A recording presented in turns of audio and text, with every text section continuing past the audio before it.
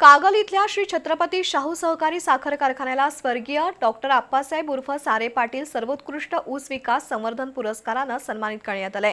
पुणे इथं व्हीएसआयच्या 48व्या वार्षिक सर्वसाधारण सभेत व्हीएसआयचे अध्यक्ष खासदार शरद पवार, उपमुख्यमंत्री अजित पवार यांच्या हस्ते हा पुरस्कार देण्यात आला। कागल इथल्या छत्रपती शाहू साखर कारखान्याला स्वर्गीय डॉक्टर आप्पासाहेब उर्फ सारे पाटील सर्वोत्कृष्ट ऊस विकास संवर्धन पुरस्कार जाहीर झाला होता। पुणे इथं या पुरस्काराचं वितरण करण्यात आलं। शाहू ग्रुपचे अध्यक्ष समजितसिंह घाटगे, उपाध्यक्ष अमरसिंह घोरपडे यांनी हा पुरस्कार स्वीकारला। पुरस्कार वितरण सोहळ्यात सहकार मंत्री बाबासाहेब पाटील, सार्वजनिक बांधकाम मंत्री शिवेंद्रसिंहराजे भोसले यांची प्रमुख उपस्थिती होती। राज्य साखर संघाचे अध्यक्ष PR पाटील यांनी या पुरस्काराची माहिती दिली।